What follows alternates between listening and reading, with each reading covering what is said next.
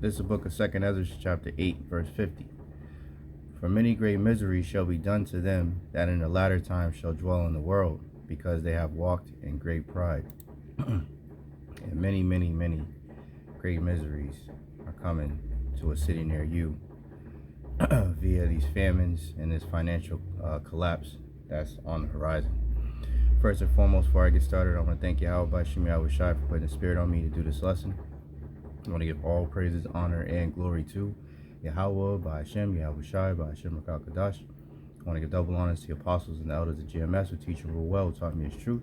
Salutation, you brothers and sisters that are out there listening and learning, fighting this good fight of faith. And salutation to my fellow brethren that are pushing this word in all truth and sincerity. To you all, I want to say shalom. An open prayer that this lesson be edifying to the elect.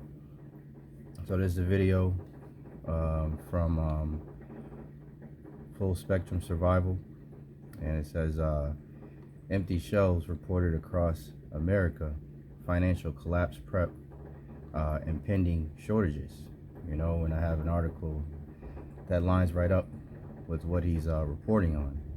So let's listen to a little bit of this video, and you know, we'll get into the lessons. Without further ado, here we go. This is fair use, you know, it's for educational purposes only. So without further ado, here we go. The news that you need to know. We're getting reports now that shortages are going to hit the United States of America in a couple of months. They say that China is getting ready to gear up for one of the largest holdbacks that the world has ever seen. We've never went through a world in globalization where a trade war, a tariff war, or a goods war has kept the materials out of the U.S. consumer base. Now we're starting to see reports that in just a few months we could see empty shelves across the United States of America and across other Western allies, just like we saw during the COVID crisis of the early 2020s. The consumer sentiment analysis and the manufacturers that are publishing information, they are starting to say that what China plans to do will wreck the entire U.S. consumer base. This is a big problem. Now, the manufacturers and retailers are going to adhere to an income model or a profit model that makes it harder for the lower to the middle class of Americans to even scrape by. What they're planning to do is to raise prices so high that they don't have to sell as many goods. I've given an example on this. Right, so they're basically going to take out, you know, their crops, or maybe possibly just stop shipping them over here, and then the ones that the products that do come through, they're going to raise the prices so high that people can't even afford them, right? So brings me, you know, to this scripture here, which is the times that we're coming into, man.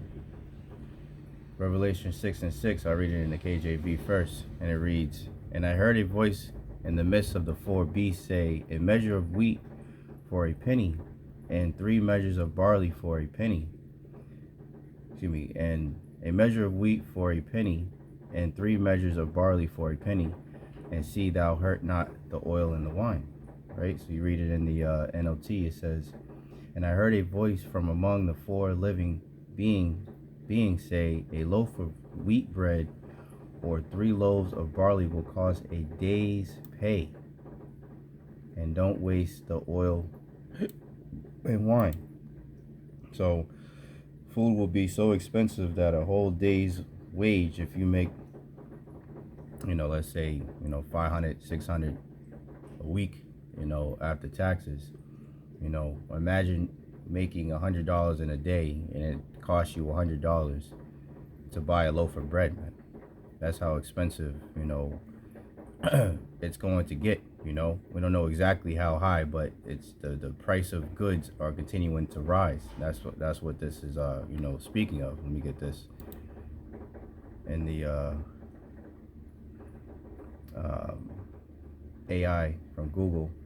It says the phrase "a day's wages for a loaf of bread" implies that the cost of a loaf of bread is equal to the amount of money a person earns in a day, indicating a very high cost of living, right? Or a very low wage. This is often used in the context of biblical texts, specifically Revelation 6:6, which describes a period of severe scarcity and inflation where a loaf of bread could cost a full day's wage. So that's the times that we're entering into. That's what he was, mentioning. So I have this that he had mentioned in another video. So I typed it in the chat GBT. I said, what would happen to America if China held back 60 to 80% of its non-food items? And it says, if China were to suddenly hold back 60 to 80% of its non-food exports to the U.S., it would send shockwaves to the American economy and disrupt global supply chains. Here's a breakdown of what could realistically happen. It says immediate economic impact. Retail and consumer goods shortages. China is a massive supplier of electronics, clothing, appliances, toys, tools, furniture, and more. Big box stores like Walmart, Target, Best Buy, and Amazon would face immediate shortages. Prices for many consumer items would skyrocket due to scarcity. Inflation spike. A sudden drop in supply with steady or growing demand equals rapid inflation. The Fed might respond with interest rate hikes, which could slow down the economy or lead to a recession. Manufacturing disruptions. U.S. manufacturers rely on Chinese components for everything from smartphones to cars. Industries like automotive, aerospace, and tech would suffer due to shortage of parts, leading to layoffs and production halts. So there's a massive amounts of things that would happen just from China doing that, because America put themselves in such a bad position, being a consuming nation, that it's really what's the word I'm looking for? It's really hard to try to bounce back. Like Trump is trying to, do this American first, and we can manufacture jobs here. All this manufacturing jobs can come back to America. It's too late, man. China has been able to, establish a strong foothold, on the supply chain or the manufacturing sector, man. I mean, 60 to 80% of the goods come from China, man. And let me see. Let me look it up. How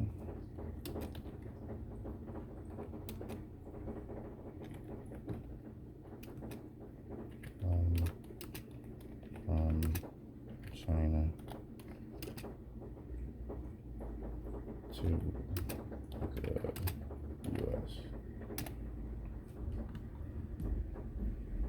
It says in 2024, the U.S. imported goods worth $438.9 billion from China, representing 13.4% of all U.S. good imports, according to Visual Capitalist. This includes the wide range of products like electronics, electrical machinery, apparel, and computers. China is also the third largest trader partner for the U.S. It says China has the third largest share in U.S. world trade, following Mexico and Canada. In 2021, 8.6% of U.S. exports of $1.8 trillion to the world were exported to China, and 17.9% of total U.S. imports of $2.8 trillion were imported from China. So that's a huge chunk, man. And then you have Canada, which Babylon is warring with, and there's different rift between America and Mexico. So all these countries that America relies on, they're going back and forth with this trade war, which is only going to lead to more hardship for Americans, man. Let me see what else. It says manufacturing disruptions. U.S. manufacturers rely on Chinese components for everything from smartphones to cars. Industries like automotive, I read that, leading to layoffs and production halts. supply chain chaos, logistics and disruption networks would scramble to find alternative suppliers. Ports, warehouses, and shipping companies would be thrown into disarray, especially those handling inbound Chinese goods. Backlogs and delays would increase, especially for products with no quick substitute sources. Even medical supplies, rare earth minerals, electronics, and even defense components like circuit boards and batteries often depend on Chinese manufacturing. National security concerns would rise. The U.S. might invoke the Defense Production Act to ramp up domestic production for critical items. So, hey, man, it's a lot would transpire just from that one act, man, from China. It says U.S. political fallout. U.S. political pressure on China would increase dramatically. The government might respond with tariffs, export bans, or subsidies to encourage domestic production. This could escalate into a full-blown economic conflict and even a trade war. Yeah, so there you go. And that's what's coming to a city near you, and with that, all this happening economically at the same time, crops are also being told to, basically a famine's gonna, come about. And this is all prophetic, man. This is all, the Lord said that all these things would happen. Let me get this before I continue on. This is Ezekiel 3:17. Son of man, I have made thee a watchman unto the house of Israel. Therefore hear the word at my mouth and give them warning from me. So, the job of the prophets is to bring this information out, to let Israel know what times we're in, because we're commanded to measure thou the time diligently in itself, as it says in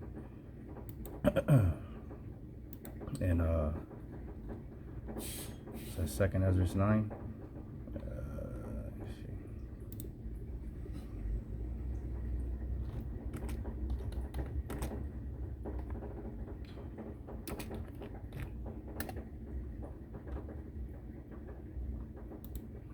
Second Ezra 9:1.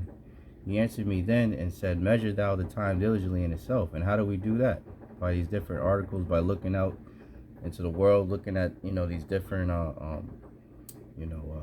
unrighteous decrees that Esau's pushing, these different executive orders that DJ Trump continues to sign, these different things that are being spoken about in the world, and filtering it through the scriptures, man. That's how you're measuring the time diligently in itself. And when thou seest part of the signs past, which I have told thee before, then shalt thou understand that it is the very same time wherein the highest will begin to visit the world which he made. And that's what's happening, man. The Lord is visiting and going to continue to visit this world, man. So this is from Natural News. It was published today, April 24th, 2025, the hopeful year of deliverance, to the elected nation of Israel, and destruction and judgment to Esau, Edom, the so-called white man. So it says global crop failures and trade wars threaten mass famine by 2025, warns researcher David Dubine. I think that's him right there. So it says climate researcher David Dubine predicts severe global food shortages by summer 2025 due to extreme weather, supply chain disruption, we were just talking about, and escalating trade wars with rice, wheat, and corn supplies at risk, man. And let's get that. This is what the Lord said he would do. I'll start off with that. I'll come back. So this is 2nd Ezra 15, and I'll start at 11. But I will bring them with a mighty hand. I'll start at 10. Behold, my people, the Israelites, so-called blacks, Latinos, and Native Americans, is led as a flock to the slaughter. Right? All of these things that, we'll go into these different other news that's going on. But it's all to destroy the Israelites, man. And the Lord said, I will not suffer them now to dwell in the land of Egypt. Right? And this is spiritual Sodom and Egypt, as the scriptures say in Revelation 11:11. 11 and 8, excuse me. So it says, but I will bring them with a mighty hand and a stretched out arm and smite Egypt with plagues as before. Proving that this isn't talking about ancient Egypt. This is a different Egypt, spiritual Egypt, where Egypt goes into bondage. Let's get that real quick, just for any new listeners.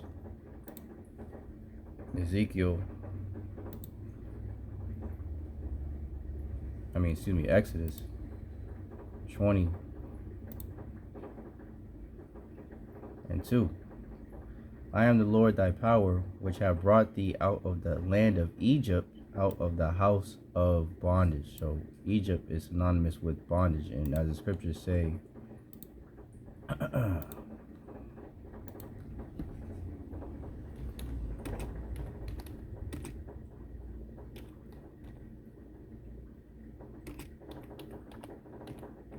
we go.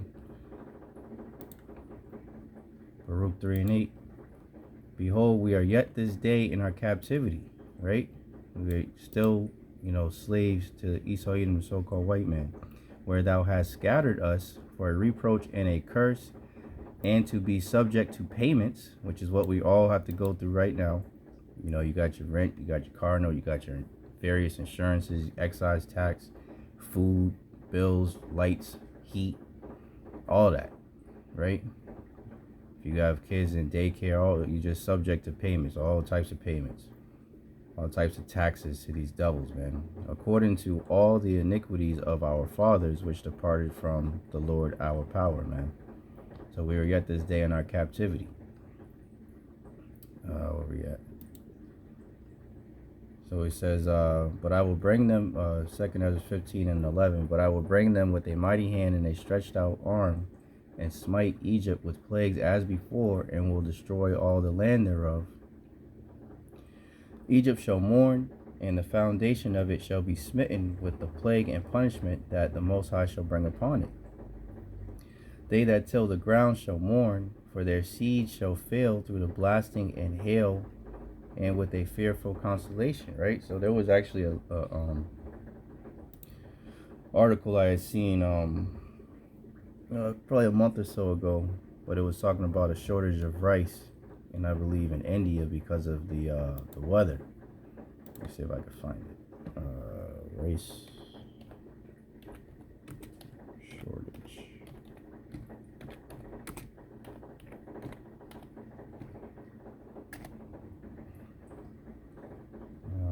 Let's see.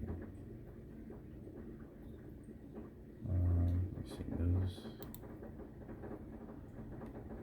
Yep, here it goes right here.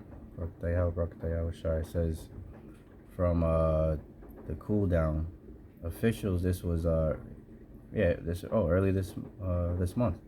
Officials issued dire warning about the potential food shortages that could impact millions.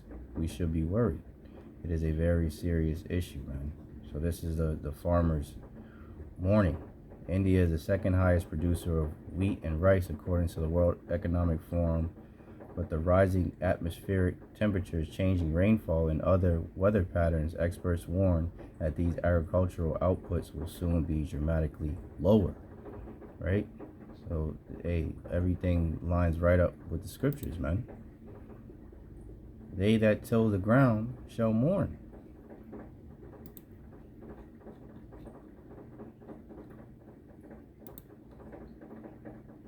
For their seeds shall fail through the blasting and hail, and with a fearful consolation, man. So because of all the crazy weather patterns that are happening, these things will be taking place. And that's what he just said. Predicts severe global food shortages by summer of 2025, which is only a couple months from now, due to extreme weather, supply chain disruptions, and escalating trade wars with rice, wheat, and corn supplies at risk. So it says, Dubai cites geopolitical tensions like U.S. penalties on Chinese vessels as crippling global trade, leading to factory shutdowns and shortages of farming essentials, seeds, fertilizers, spare parts. AI forecasts reveal alarming declines. Rice 3 to 5% shortfall. Wheat/corn 4 to 5.5%, and oats 5 to 7%. Price spikes of 25 to 40% could trigger riots in impoverished nations, man. And even to Babylon the Great, once it gets bad enough. It says Earth's weakening magnetic fields disrupt weather patterns, worsening crop failures. Dubai accuses governments of masking sea chaos with tariffs and delayed USDA reports, man. So hey, the writing is on the wall, man. This is a lot of destruction and hell is coming to this world, man. Let's see. Says the perfect storm, climate collapse and control. Dubai, founder of Adapt 2030, emphasized that geopolitical tensions like the Biden administration's $1.5 million docking penalty on Chinese-made vessels are strangling global trade. Factories in Asia are shutting down overnight. He said farmers won't get spare parts, fertilizer, or seeds. This isn't incompetence, it's systemic sabotage. That's what we just read. Yeah, they have some, survival stuff. Says with the countdown to famine, with China auctioning off shuttering factories and U.S. cattle herds at 1950s lows, right? So the killing off of cows and the whole thing with the bird FLU, they're killing off massive amounts of chickens, and the egg prices of eggs going up because of that, and different things of that nature. You can see where this is all headed, man. It says DuPont's forecast is clear. 2025 isn't a drill, it's the year trade wars meet sea collapse, and the elites have built their excuses in advance. Yeah, so there you go, man. There you go. So let's get another article. So I just typed in who are the largest farmland owners in the United States. And a lot of brothers, know this. This was 6 days ago. Actually, no, January 6th, beginning of this year. And it says, where we at? Number one, numero uno, Billy Gates of hell. The same man that wants to push GMO foods on everybody, Says the co-founder of Microsoft and his former husband Melinda Gates are not only renowned philanthropists but also owners of significant amounts of farmland. Billy Gates of hell owns approximately 275,000 acres of farmland in the United States, spread across 17 states. He purchased farmland to improve productivity and create jobs. Yeah. It says his investments in farmland are managed through his foundation. Yeah. So, and we already know what this devil is, linked to a lot of things. I'm sure if we look up right now, we could see a bunch of stuff that this devil's up to. Let's see. I'm just curious. Let me see. I'll just type his name in. Let's see what comes up. Yep. So you got the seed trails. Let's see. Yep. Caught pumping Depop. Through lotions and creams. Majority of the P to become obsolete within, yep. AI replace doctors, yep. Let's see, yep. There we go. The Gates lab-grown cow's milk set to invade U.S. supermarkets. So you see where, this devil is all tied up into, the food and, the Depop agenda, man. That was another one I seen. Yep, UK becomes first country to force pets to eat its lab-grown meat. He's caught pumping bird FLU into America's food supply. So there you go, man. We're not ignorant of Satan's devices, as the scriptures say, man. So let's get this right here. At the same time this is happening, so I typed in bee die-offs. It says AI overview. It says honeybee colonies in the U.S. are experiencing a significant die-off, with some beekeepers, reporting losses as high as 60 to 100%. While bee losses are not entirely new, the severity of the current die-off is raising concerns about its potential impact on food production and the beekeeping industry. Researchers are actively investigating potential causes, including pesticides, habitat loss, pathogens, and mite infestations, but a definite explanation remains elusive. Let's read right here. Threat to food population. Bees are essential pollinators, and a significant decline in their population could impact the production of various crops, potentially leading to higher food prices and shortages, according to a report from the U.S. Department of Agriculture. There you go, man. You know, everything is all leading to what the Lord says. So let's switch gears real quick, slightly. So let's see, we got that day's wage. Let's take this off. Let's take this off so I can see what I'm doing up here. Okay, so we'll get done with that. Done with that, and we're done with that. All right, so let's look at this. So this is from the Sun, the U.S. Sun, and it says, wired up Walmart customers floored after spotting ridiculous new packaging policy, and it will slow you down at the checkout. This was published April 22nd, 2 days ago. So now they're locking up meat because people are stealing, you know, the steak and stuff like that. So this is the times that we're coming into, man. You know, let me get that real quick, because once these shortages start happening, what's gonna you know, how are the people gonna react?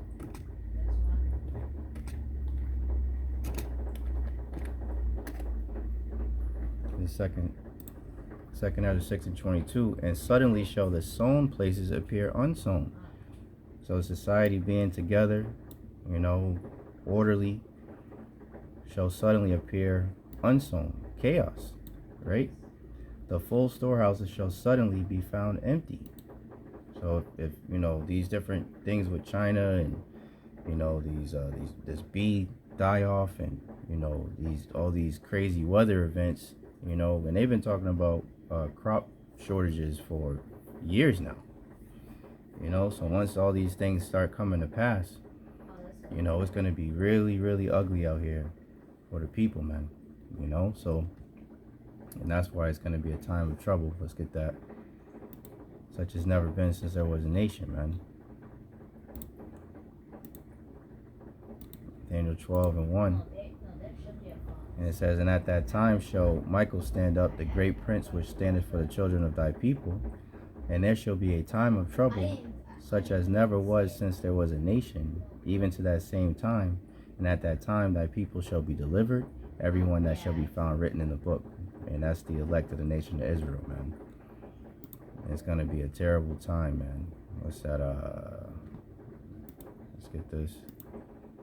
These are the times that we're entering into. This is why it's, you know, it's better, you know, to go to the house of mourning, because we know what we're going into. But you know, us sincere brothers and sisters, you know, we know that the Lord will protect their elect, and we hope and pray that we're of that precious number, man.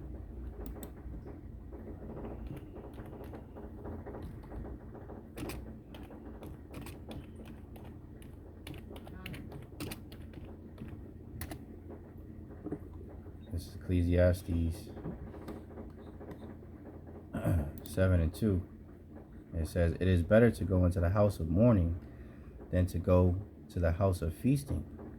For that is the end of all men, and the living will lay it to his heart," man. So it's better to be in the house of mourning, man, because we know the things that are coming. We know that we have to go through Jacob's trouble before, the kingdom, man. Jeremiah 30:6. "Ask ye now and see whether a man doth travail with child. Wherefore do I see every man with his hands on his loins, as a woman in travail, and all faces are turned into paleness," just scared to death, man. "Alas, for that day is great, so that none is like it," just like we read in Daniel 12:1. "It is even the time of Jacob's trouble, but he," meaning the elect, "shall be saved out of it," man. And that's where we lie our hope in, man.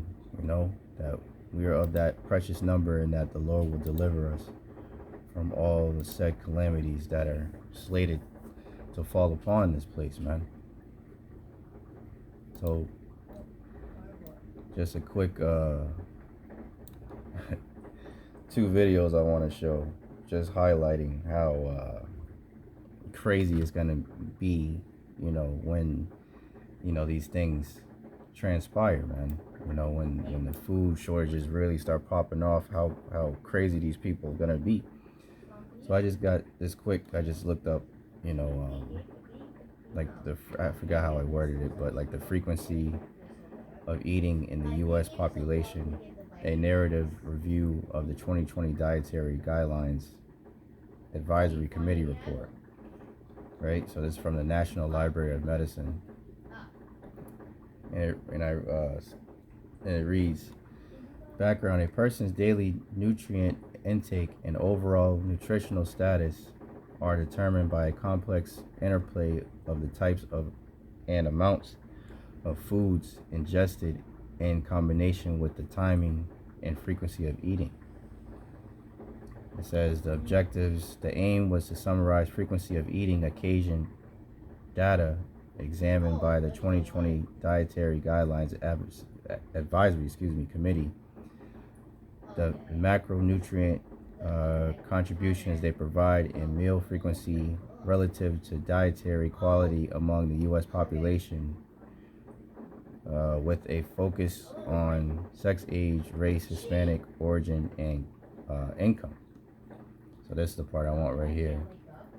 The results are: most Americans consume 2 to 3 meals on a given day, and 90% consume, so basically the majority of people consume 2 to 3 snacks on that day. So most people, 90% of the people, according to this 2020 study, it's probably even more now, because of, people, you got to factor in like stress and different things of that nature as well, that people tend to eat more and things of that nature. Most people are just eating throughout the day 6 times. There are 3 meals: breakfast, lunch, and dinner, and then a snack in between all of them, and dessert too. So with that being in mind, if people are so used to always consuming, I always say it, myself, I like to, when I drive, or go sit down at the park, I just, I people watch, just see what people are doing, just watch their habits and everything. And between all the nations, you always see, people walking down the Edomites with a damn Starbucks cup in their hand, men and women, little kids with a juice box in their hand all day, Jake stuffing their face with a damn burrito or something, just eating in the car, out the car, at the park, carrying boxes of pizza, all just people just consuming. They're buying shit and they're consuming shit into their faces all the day long. So if you take these things away, right, they're not able to buy their electronics, they're not able to buy their phones, they're not able to buy computers, the tablets, the smart, the Apple Watches and what have you. They're not able to fix any of these things if they're broken. Now, and they're not able to eat, whatever they want to eat, because either, that's not going to be available, and they're not going to be able to afford it in a lot of these cases, as we're, moving into further in this man's kingdom, circling the drain, these people are going to absolutely lose it. So it says, let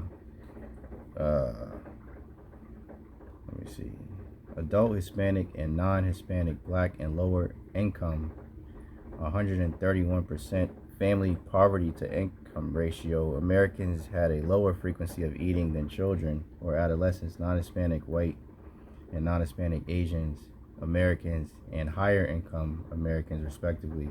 Americans who reported 3 meals on a given day consumed a diet higher in dietary quality than Americans who consumed 2 meals on any given day.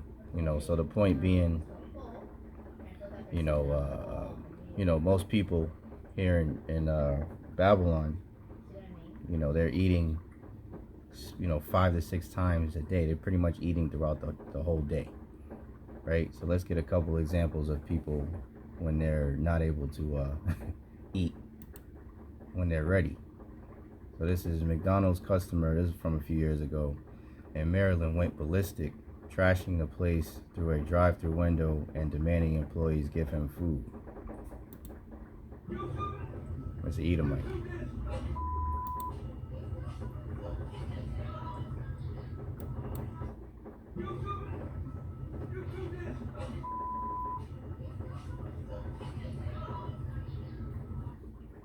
Slovakia.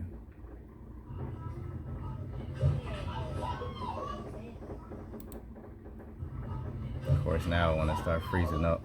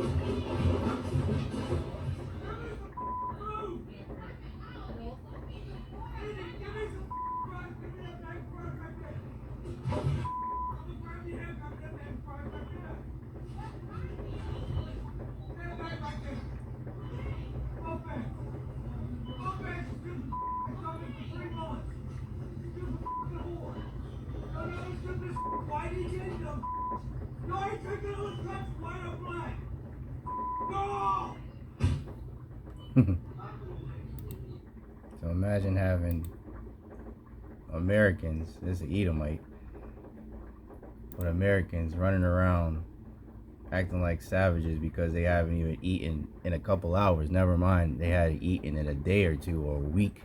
How would they act?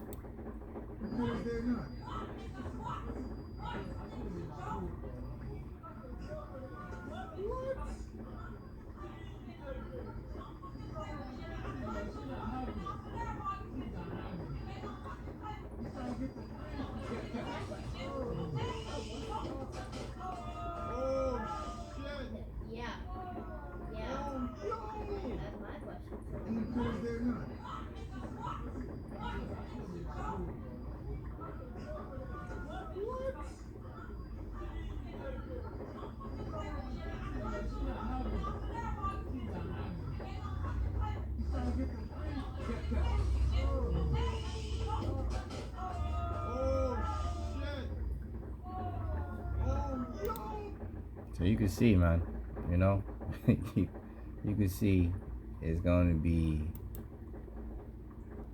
hellish conditions out here, man. And they're talking about, blackouts and what have you as well. But, the focus on this one is, price hikes, layoffs, famines, man, time. 2 Others 8:50, for many great miseries shall be done to them that in the latter time shall dwell in the world. Why? Because they have walked in great pride, man. So you got the Edomite and then the nigger woman, and hey, we can go into the various Karens, Edomite women that, doing this, they don't have no patience and everything, doing all this crazy shit. But that's the times that we're coming into, man. Let's see. And this is 2 Ezra 15 again. And this, should, for you sincere brothers and sisters, paint a very clear picture of why it's called Jacob's trouble, man. Because, hey, you have a nation of people that is used to, they have mottos like it's my money and I want it now, and this microwave society, and everything's quick, fast, instant gratification. Anything you want at you have Uber Eats, you have DoorDash, you have places like Shipt, and you can be driven around everywhere. You can have people come and pick up your laundry, have people come and do chores for you around the house. People come and you literally don't have to leave your house if you got money. The sky's the limit, man. And that's for an average American, man. All types of food from all different cultures delivered right to your door. All different products from all over the world right to your door. Medicine right to your door. Grocery shopping right to your door, right? So these comfort. Matter of fact, let's get that.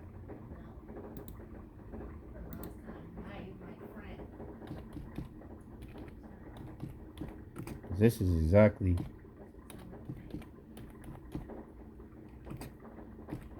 this nation right here, man.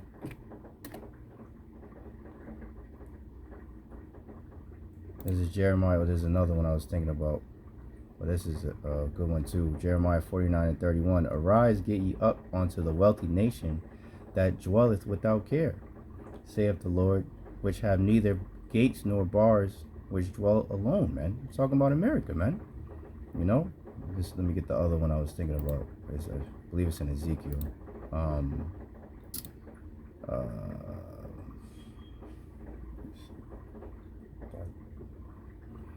Help.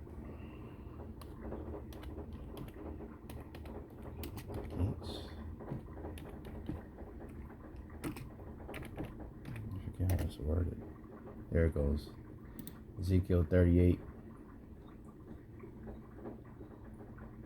I get it in the King James.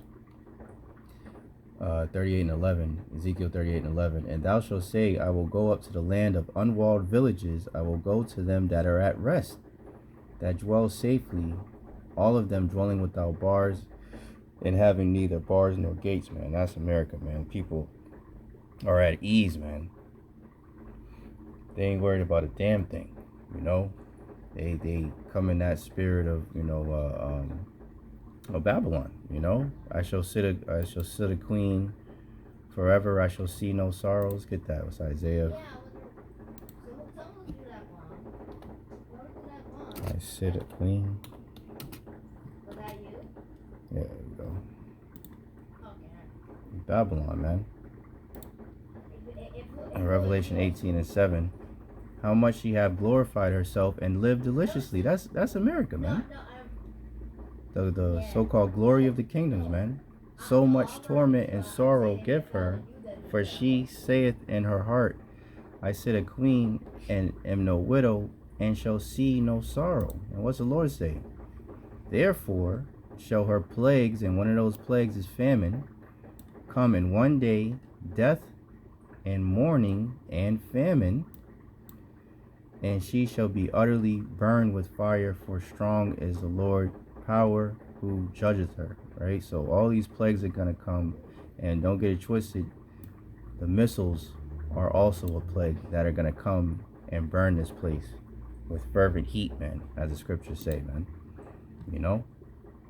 So let's see, but the hopeful elect, we're going to stay upon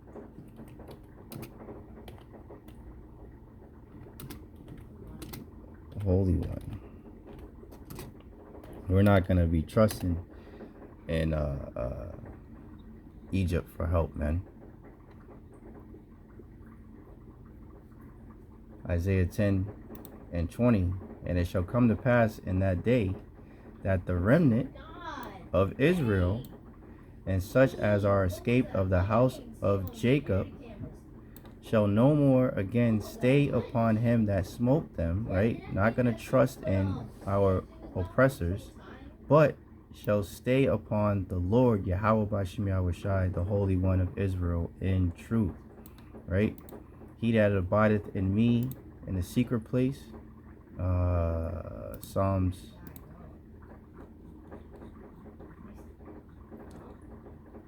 91.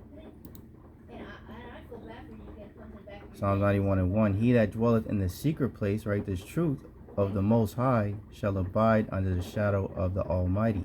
I will say of the Lord, He is my refuge and my fortress, my power, and Him will I trust. Surely He shall deliver thee from the snare of the fowler, and from the noisome pestilence, man. He shall cover thee with His feathers, chariots, and under His wings shalt thou trust. His truth shall be thy shield and buckler, man. Right? The names of the Lord are a strong tower. The righteous runneth into Him and are safe, man. It says in the book of Proverbs, man. And this is what our Lord and Savior Yahawashi told us to do. Matthew 6:25. Therefore I say unto you, take no thought for your life, what ye shall eat, or what ye shall drink, nor yet for your body, what ye shall put on. Is not the life more than meat, and the body than raiment? Behold the fowls of the air, for they sow not, neither do they reap, nor gather into barns, yet your heavenly Father feedeth them. Are ye not much better than they? Which of you by taking thought can add 1 cubit unto his stature? And why take ye thought for raiment? Consider the lilies of the field, how they grow, they toil not, neither do they spin. And yet I say unto you that even Solomon in all his glory was not arrayed like one of these. So it's easy for Yahawah Bahasham Yahawashi to take care of, their elect, man. Wherefore, if the Most High so clothe the grass of the field, which today is and tomorrow is cast into the oven, right? Shall He not much more clothe you, O ye of little faith? Therefore take no thought, saying, what shall we eat, or what shall we drink, or wherewithal shall we be clothed? For after all these things do the Gentiles seek, right? So that's what this devil's gonna have to worry about, man. Give me food. Like a damn animal, that's what they gotta worry about. But the elect, and Lord's will we're of that number, we're not going to be worried about those things. For after all these things do the Gentiles seek, for your heavenly Father knoweth that ye have need of all these things. But seek ye first the kingdom of the Most High and His righteousness, and all these things shall be added unto you. Take therefore no thought for the morrow shall take thought for the things of itself. Sufficient unto the day is the evil thereof, man. So don't worry about it, man. The Lord said, put on as the elect, man. I'll end off on this one. This is Isaiah 65:13. Therefore thus saith the Lord power, behold, my servant shall eat, but ye shall be hungry, right? This is why we seek the Lord while He may be found before the evil days come, man. Behold, my servant shall drink, but ye shall be thirsty. Behold, my servant shall rejoice, but ye shall be ashamed. So what side of history do you want to be on, man? You don't want to be dying of a famine out here. And the scriptures say it is better. Let me get that. Better. There we go. Lamentations 4:9. And it reads, they that be slain with the sword are better than they that be slain with hunger. For these pine away, stricken through for want of the fruits of the field, man. That's terrible. Matter of fact, let's just out of curiosity, let's grab Lamentations 4, a different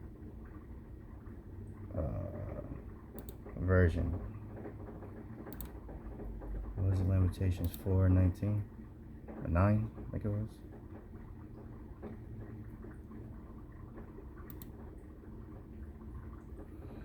Let's see what it says in the NLT. Those killed by the sword are better off than those who die of hunger. Look at that.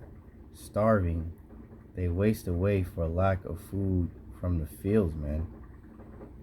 Terrible, man. Those killed, NIV, those killed by the sword are better off than those who die of famine. Racked with hunger, They waste away for lack of food from the field, man. So, hey, man, let's ESV. Happier were the victims of the sword than the victims of hunger, who wasted away, pierced by the lack of the fruits of the field, man. So, hey, man, that's clear right there, man. That's clear. You know, so seek the Lord while he may be found, man. Isaiah, let's go back to 13 real quick. Isaiah 65:13. Therefore, thus saith the Lord power, behold, my servant shall eat, but ye shall be hungry, man. So seek the Lord while he may be found, man. Call ye upon him while he is near, before these evils come, because they're coming, man. No doubt about it. They're on the way, man. All these warnings are going out. You know, the signs are all around. You know, locking up meat, people stealing. Hey, man, these are some terrible times that we're entering into. The prices of everything are going up. You know, the words of the Lord are indeed faithful and true, man. It's no joke. Behold, my servant shall eat, but ye shall be hungry. Behold, my servant shall drink, but ye shall be thirsty. Behold, my servant shall rejoice, but ye shall be ashamed. Behold, my servant shall sing for joy of heart. During all these calamities, the Lord's servants will be singing for joy of heart. But ye, if you don't take heed, right, and you don't trust in the Holy One of Israel, but ye shall cry for sorrow of heart and shall howl for vexation of spirit, man. So, hey, man, come back to your power before the evil days come, because they're coming, and great, plagues are coming to this earth because they walked in great pride. Many great miseries are coming. So I hope and pray this lesson was edifying to the elect. In closing, I want to thank Yahawah, Bahasham, Yahawashi once again for putting the Spirit on me to do this lesson. And I want to give all praises, honor, and glory to Yahawah, Bahasham, Yahawashi, Bahasham, Rakakadash. I want to give double honor to the apostles and the elders, GMS, who teach and rule well, who taught me this truth. Salutations, brothers and sisters that are out there listening and learning, fighting this good fight of faith. Keep fighting, keep striving, keep pushing. We're almost out of here. And salutation, my fellow brethren that are pushing this word in all truth and sincerity. To you all, I want to say shalom. I want to say a Bible ball and Kwam Yasharala. Hey, shalom. To the next one.